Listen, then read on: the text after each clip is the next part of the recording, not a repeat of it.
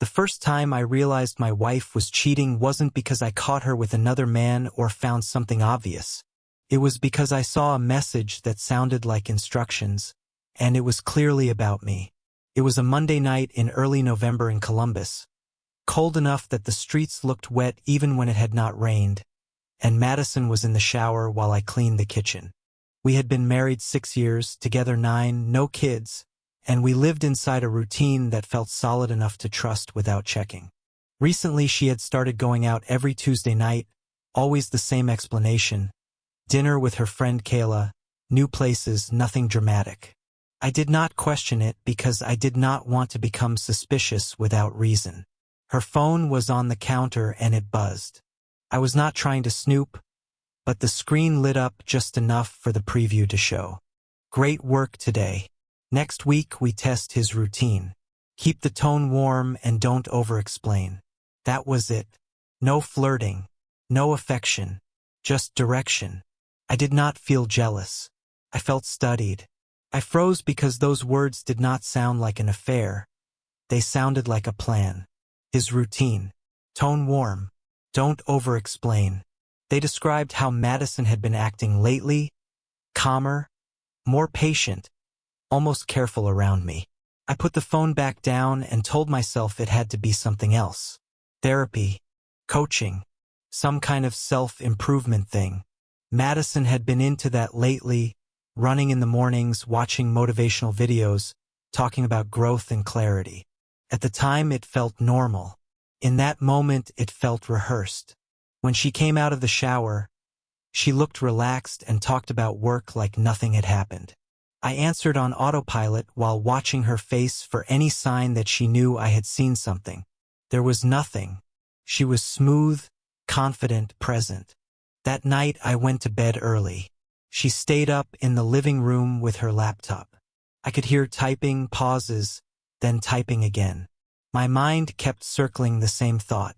Someone was teaching my wife how to deal with me. The next morning I checked our shared calendar. There was a repeating appointment every Tuesday evening, created weeks ago. Rivergate Wellness. Wellness, not therapy. I looked it up. Clean website, vague language, words like identity and performance, no staff listed, and one detail that stood out: sessions by invitation only. At work I replayed the last few months and started seeing patterns I had ignored. Madison asking strange questions at random times. What scares you most? What makes you lose control? Do you think people underestimate you? At the time I thought it was intimacy. Now it felt like data collection. During lunch I drove to the address. Rivergate Wellness sat in a strip mall between a gym and a smoothie place. Nothing suspicious at first glance. I walked up to the door and read the hours. Tuesday evenings by appointment only. Check in with coordinator. Coordinator again. As I turned back toward my car, a black SUV was parked nearby. A man stepped out like he had been waiting. Mid-30s, confident, dressed casual but expensive. He looked at me and said my name without hesitation. Ethan, right? I did not answer fast enough. He smiled like that was confirmation. He introduced himself as Daniel. The way he said it made it sound like I should already know him. I asked how he knew my name. He said, Madison talks about you. Not the way a wife talks about her husband. The way someone briefs another person before a meeting. That sentence landed harder than I expected. He watched my reaction carefully, like he was reading something off my face. I asked what Rivergate really was. He did not answer directly. He said I probably thought this was about sex. Then he said it was about leverage. He told me Madison was learning. He told me she was finally doing something for herself. When I asked what that meant, he said it meant she was learning how to handle me. Handle me. I felt anger rise, but he stayed calm, almost bored. He said I liked routine, stability, control. He did not say it like a guess. He said it like a summary. He said those were my strengths and my blind spots. I had never told him that. Either Madison had, or he had figured it out by listening to her describe me. He glanced at his phone and said Tuesday was important. He said next week she would push a boundary softly, in a way I would not notice until I was already reacting. Then he walked toward the door like Rivergate belonged to him. Before going inside, he turned and said one last thing. If you want to keep your life, stop assuming she is the only one lying to you. The door closed behind him. I stood there staring at a sign that said wellness, realizing my marriage was not just falling apart. It was being managed by someone who saw me as a predictable variable. And I still had no proof of what Madison had actually done. Only the certainty that whatever was coming next had already been planned. After that parking lot conversation, normal life stopped feeling real, but I still had to live inside it, which was the hardest part. Madison did not change overnight. She did not become cold or distant. If anything, she became warmer, more attentive, the kind of wife people describe when they say things are getting better. That was how I knew Daniel was already involved deeper than I wanted to admit.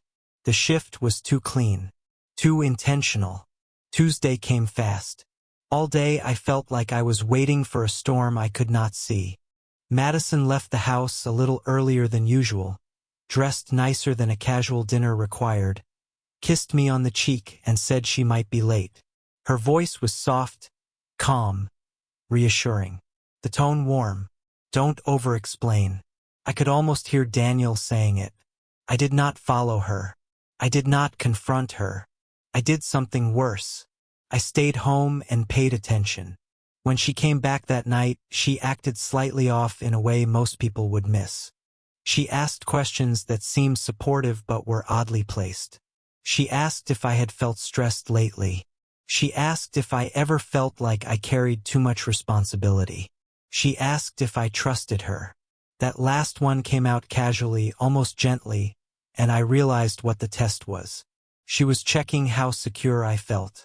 She was pushing a boundary without pushing it. I answered honestly. I told her I trusted her. She smiled and leaned into me, and for a moment I felt stupid for doubting her. That was the danger. Whatever this was, it worked. Over the next 2 weeks, the pressure increased. Small things started shifting around me. At work, my manager casually asked if I was open to a role with less direct authority. He said it came from a concern about my communication under stress. A mutual friend asked if Madison and I were doing okay, then added, "She said you've been under a lot of pressure lately." Madison started casually mentioning that Daniel was a coach she had met through a wellness group, framing him as someone who helped people understand relationship dynamics. She did not say he helped her. She said he helped people. I recognized the move. Introduce the name slowly. Normalize it. Reduce the shock later. One night she suggested I read an article Daniel had recommended about emotional availability. She said it was interesting, not necessary. I read it. It was polished, confident, and written in a way that subtly positioned men like me as emotionally underdeveloped but fixable. I could almost see myself in the lines between the paragraphs. That is when I understood something important. Daniel was not just sleeping with my wife. He was shaping the narrative around me before I ever opened my mouth. The escalation came quietly, then all at once. At work I was pulled into a meeting with HR. Nothing explosive, just a conversation about team dynamics and communication style. They said someone had expressed concern that I could be rigid under pressure. The wording was careful, familiar, rigid. That word again. I asked who had raised it. They would not say. They framed it as feedback, not an accusation. But the timing was too precise to ignore. That night, I checked Madison's phone again, more deliberately this time. I found a thread she had archived, messages between her and Daniel. They were careful, controlled, written like progress updates. They read like internal notes, not between lovers, between a consultant and a case. No explicit photos, no love language, just evaluations. He wrote that I was responding within expected parameters. He wrote that my sense of control was weakening but not gone. He wrote that pushing too hard would create resistance. Madison replied with short confirmations, observations, notes. I felt sick not because of jealousy, but because I realized my marriage had turned into a case study, and I was the subject who did not know he was being observed. I confronted Madison the next morning, but not with anger. I asked her directly who Daniel was. She did not deny the connection. She said he was helping her see things clearly. She said she had felt unseen for years. She said this was about her growth, not about hurting me. She did not deny the affair either. She framed it as something that happened naturally once she started changing. That was when the enemy became clear. She was not acting alone anymore. Every response she gave felt coached, designed to deflect responsibility while keeping the moral high ground. When I pushed back, she stayed calm. When I raised my voice, she softened hers. When I accused, she reframed. It was exhausting, like arguing with someone who had already practiced the conversation. I reached out to friends. Some stayed neutral. Some distanced themselves. One told me Madison had mentioned I was going through something and needed space. She had gotten ahead of me. She had set the stage. Daniel had done exactly what he said he would. He had made my reactions part of the evidence against me. By the end of the second week, I felt cornered. My home no longer felt safe. My reputation felt unstable. Madison talked openly about separation, not angrily, but practically, like it was an inevitable step toward her evolution. She said Daniel believed clarity came from distance. She said maybe time apart would help me reflect. Everything seemed to be moving in one direction, and I was being nudged along it without ever being asked. That was when I realized if I kept reacting, I would lose everything, not because I was wrong, but because I reacted exactly the way he expected. And Daniel was counting on that. The shift happened the moment I stopped talking and started listening. After that second week, I realized every conversation I had been having was already anticipated. Every emotional response I gave was being logged somewhere, either mentally or literally. Daniel did not need to be in the room to steer things. He had already trained Madison to do it for him. If I wanted out of the trap, I needed information, not confrontation. So I did something that felt unnatural for me. I slowed down. I stopped arguing.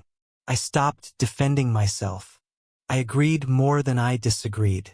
When Madison suggested space, I said it made sense. When she framed the affair as growth, I said I understood her need to explore herself. I could see her relax in real time, like resistance had been the last variable they were monitoring. That gave me room. The unexpected ally did not come from a friend or family member. It came from paperwork. One night, while Madison was asleep, I went through the financial folder on the shared laptop. I was not looking for evidence of the affair anymore. I was looking for patterns, payments, transfers, anything that did not belong. That was when I found it. Monthly charges labeled as consulting services. Not therapy, not counseling, consulting. Clean invoices, professional formatting, no emotion anywhere. The company name was a shell I had never heard of, registered out of state. The amounts were not small. Madison had been paying Daniel, not the other way around. That changed everything. This was not a romantic manipulation that spiraled out of control. This was a structured program. Paid one. And Madison was not just a participant. She was investing in it. I dug deeper. The consulting company had a sparse online footprint, but what it did have was revealing. Testimonials without last names. Stories about reclaiming identity. About learning to exit relationships that no longer served you without unnecessary conflict. About guiding partners into accepting separation as their own idea. That last line stayed with me. I finally understood the endgame. Daniel was not just sleeping with my wife. He was coaching her on how to dismantle our marriage while keeping her image intact and shifting the emotional burden onto me.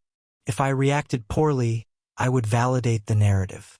If I resisted too hard, I would become the obstacle she needed to escape. That night I did not sleep. I mapped everything backward. The questions Madison had asked. The changes at work. The way friends had started pulling away. It was not random. It was alignment. Then I found the mistake. Daniel had underestimated one thing. Me. I worked in logistics. My entire career was built on tracing systems backward, finding weak points, understanding where assumptions failed. Daniel treated human behavior like software. Predictable, linear, but people are messy, and he had left fingerprints. I requested copies of the invoices through the portal, posing as Madison. I reviewed the session summaries attached to them. They were vague, but one detail repeated. References to my routine, my reactions, my responses to stress. He was building a profile. That was when I stopped seeing myself as the victim and started seeing myself as a variable he thought was solved. I reached out to a lawyer quietly, not for divorce, for advice. I did not explain the affair in emotional terms. I explained it as third-party manipulation, reputational risk, and financial coercion. That language mattered. The lawyer listened closely when I mentioned paid consulting tied to relationship outcomes. He told me to document everything, not to confront, not to warn, to let the pattern complete itself. The final piece came unexpectedly a few days later.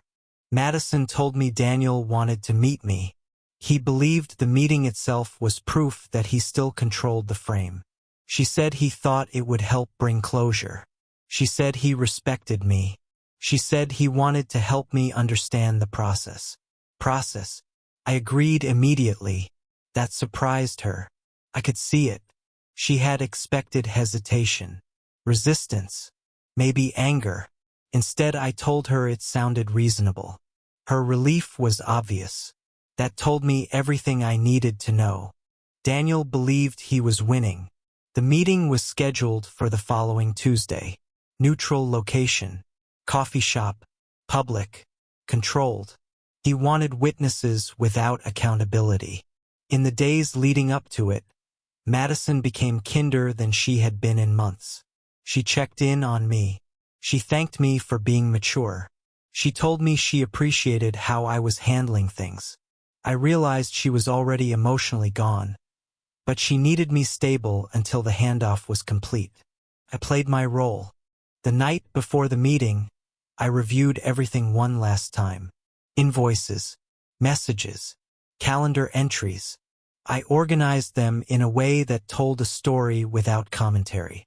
No emotion, no accusations, just sequence. For the first time since this started, I felt calm.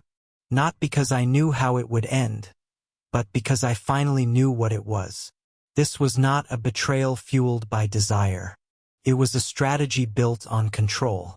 And strategies can fail. The morning of the meeting felt unreal in the quiet way big moments often do. No nerves, no shaking hands, just clarity. I woke up before Madison, showered, dressed simply, and left the house without saying much. She watched me from the kitchen with an expression I could not read anymore. I realized she thought this was the end of something. She did not understand it was the beginning of something else. The coffee shop Daniel chose was exactly what I expected.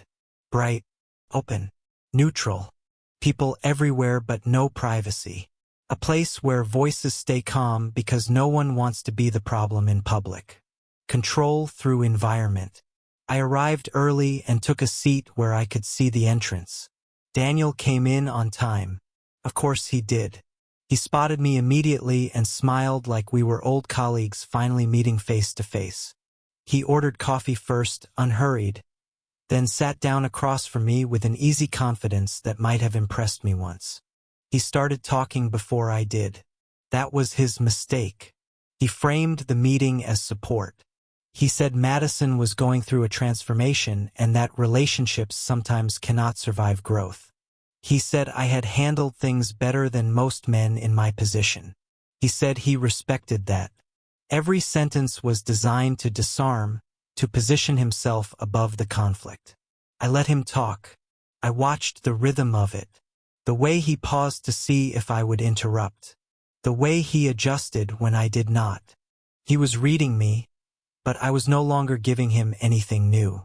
When he finally asked how I felt, I did not answer directly. I slid my phone across the table and opened the first invoice. I did not accuse him. I did not raise my voice. I asked him to explain the consulting charges. For the first time, his expression shifted. Not panic. Recognition. He knew immediately what that meant. He tried to recover by reframing it as professional guidance. Coaching. Consent. Adult choices. I showed him the next document. Session summaries. References to my behavior. My routines. My reactions. I asked him why my marriage required behavioral profiling. People nearby kept talking. Cups clinked. Music played. No one noticed the tension compressing at our table. Daniel leaned back and smiled again, but it was thinner now. He said I was misunderstanding the intent. He said the goal was empowerment. He said Madison wanted autonomy and clarity. I told him calmly that he had interfered with my reputation at work, that he had influenced third-party perceptions, and that he had done it while receiving payment from someone emotionally involved in the outcome. That changed the air completely. He tried to laugh it off, but I could see calculation behind his eyes. He asked what I wanted. That was the first time he lost control of the script. I told him I wanted transparency. I told him I wanted him to stop. I told him that if he did not, the documentation would be shared with my attorney, my employer, and any organization that might be interested in how quietly influence was being sold as guidance, while you positioned yourself as neutral. That was the moment he realized I was no longer predictable. He said I was threatening him. I said I was informing him. I told him I had no interest in revenge. I wanted my life back. He asked what Madison knew. I told him everything. That was a lie. Madison did not know what I knew. But Daniel did not need to know that. He needed uncertainty. He sat there in silence longer than I expected. When he spoke again, his tone had changed. Less coach. More man who had miscalculated. He said Madison would not take this well. He said she believed in the process. He said she might see this as control. I stood up. I told him he had underestimated one thing. I was not afraid of losing the marriage. I was afraid of being managed inside it. Then I walked out. I did not feel victorious yet. I felt exposed, like someone who had jumped without knowing where they would land. I went straight to my lawyer's office and handed over everything. No drama, just facts. That evening Madison came home furious. She said Daniel told her everything. She said I had crossed a line. She said I was trying to sabotage her growth. She said I was proving exactly what Daniel had warned her about.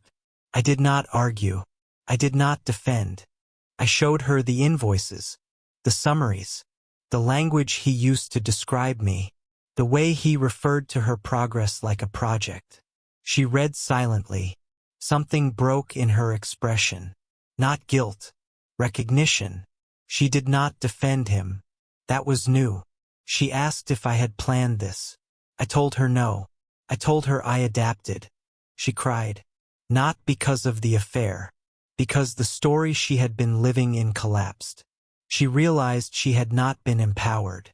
She had been directed. That night we did not reconcile. We separated quietly. No shouting. No ultimatums. Just distance. Daniel disappeared from her life within a week. The pressure stopped. The narrative stalled. But the outcome was still unresolved. The weeks after everything came apart were quieter than I expected. No dramatic fallout. No public collapse. just a slow unwinding of a life that had already been loosening for months. Madison moved out into a short-term rental across town. We told friends we needed space. The explanations stayed vague. The truth felt too sharp to hand out casually. Daniel vanished completely. His consulting site went offline within days. The company name stopped showing up in databases.